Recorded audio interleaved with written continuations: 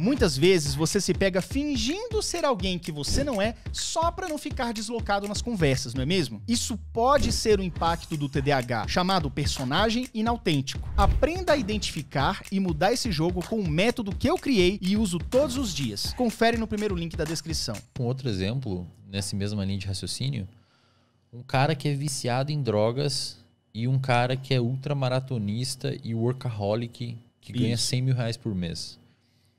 Virtualmente falando, os dois operam no mesmo sistema, um sistema obsessivo-compulsivo.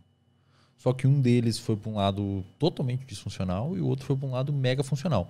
Por quê? Não sabemos. Às vezes o cara teve sorte, alguém ensinou ele, falou, meu, pega isso daqui, vai para esse lado que você vai se dar bem, eu vi que você gosta de não sei o quê, vai para esse outro lado, vai para o quê. Então, a minha visão, cara, assim, eu tomo muito pau por isso, por essas coisas que eu falo, mas a minha visão sobre transtornos, sobre comportamento, ela é exatamente essa. Assim, ela é pautada em qual ambiente que aquele traço comportamental floresceu. Exato. Pode ser absolutamente disfuncional, ou pode ser relativamente funcional, ou muito funcional.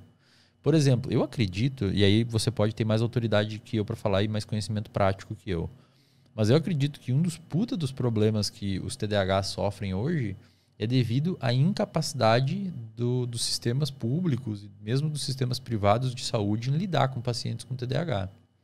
Não entender. Eles não entendem, né, como é que funciona um paciente com TDAH. E isso começa a gerar uma série de problemas que via neuroplasticidade, via armazenamento dessas experiências, começa a gerar no paciente com TDAH uma sensação de incapacidade. E aí depois essa sensação de incapacidade se soma ao próprio déficit neurobiológico do paciente e vira um bolotão onde o cara começa a ficar mal, se sentir um merda, se sentir incapaz, porque ele não consegue fazer determinadas coisas e viveu num ambiente escolar onde a professora falou que era frescura, que isso daí não é assim, que ele tem que se comportar, que ele tem que parar quieto na cadeira, sala de aula inteira durante 5 horas. Mas que ele vai parar de ter toda a sala de aula inteira durante 5 horas? Impossível, tá louco, cara. A criança normal 5 minutos já seria difícil, 5 horas, cara. Então, assim, tanto é que quando chega TDAH na clínica, a gente até conversou sobre isso, é muito comum, além de você ajudar o paciente a manejar os sintomas inerentes ao transtorno, mas você tem que reformular toda uma crença do paciente que ele é absolutamente incapaz, que ele nunca vai conseguir. É uma areia movediça. A pessoa começa com a sua disfuncionalidade neurobiológica, neuroquímica. Isso. E a partir dela, com aquilo que ela vai recebendo do ambiente, do tipo, você não consegue, você fica quieto, só ele fica de castigo. Aí ele vai se afundando em comorbidades do tipo depressão, sintomas de incapacidade. Perfeito. Uso de substância.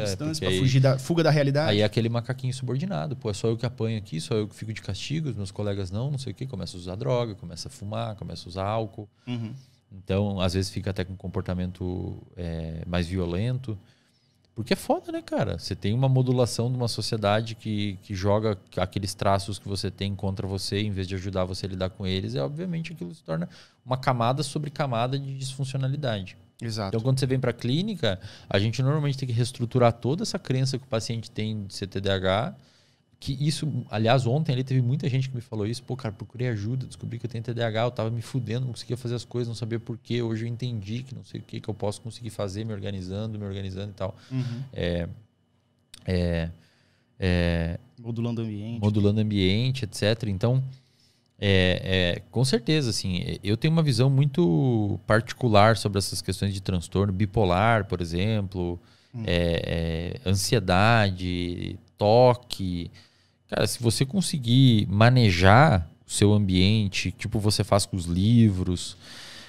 Cara, se você não tivesse tido essa sacada dos livros, velho, você provavelmente ia se sentir um merda, cara. Você ia falar, pô, não leio 2 capítulos de um livro, cara. Cara. Mas você hoje consegue ler os livros porque você teve um pequeno hackzinho, modulou a forma de você interagir com os livros. É uma constante tentativa e erro, sabe, Wesley? Isso começa desde a infância. Então, desde a infância, as mães às vezes me perguntam assim, mas falam que tem que botar no esporte, praticar atividade física, obviamente com a atividade física isso regula vários hormônios e neurotransmissores, mas aí ela põe o menino na luta, e o menino não gosta de luta. Ele vai ter aversão àquilo, além de ter aversão, não vai causar o efeito que deveria causar. E vai estressar ele. E vai estressar. Pior ainda. Ele vai se sentir sempre... Ainda. Eu acho que o TDAH ele é uma constante tentativa e erro. Principalmente a questão das pessoas... Muito TDAH, eu tive esse estigma, tá?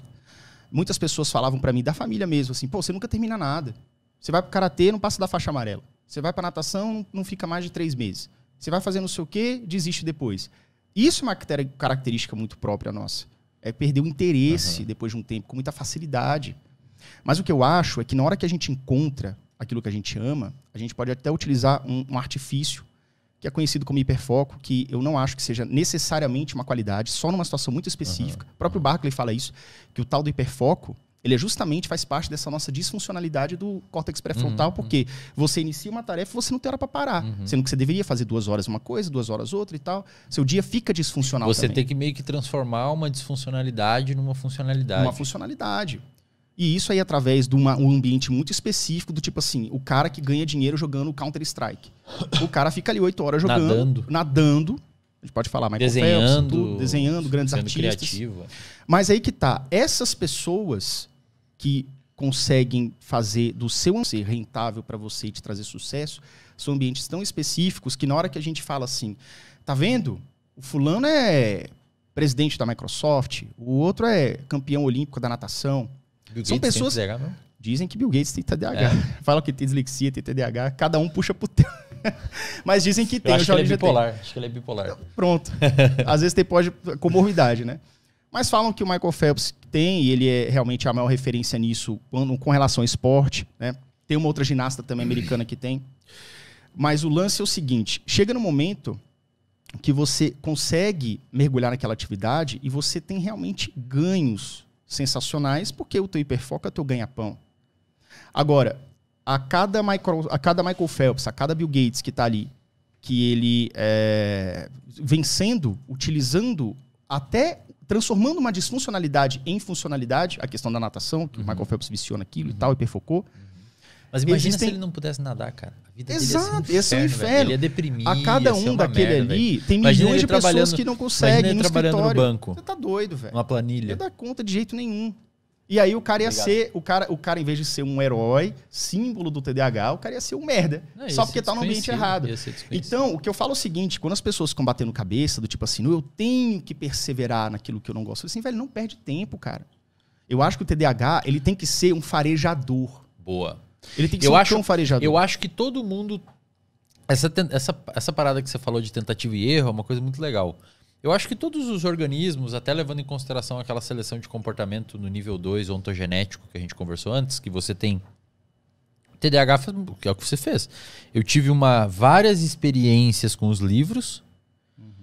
A grande maioria delas foi frustrante. Eu não consegui ler, então não foi reforçadora, até que eu achei uma que foi.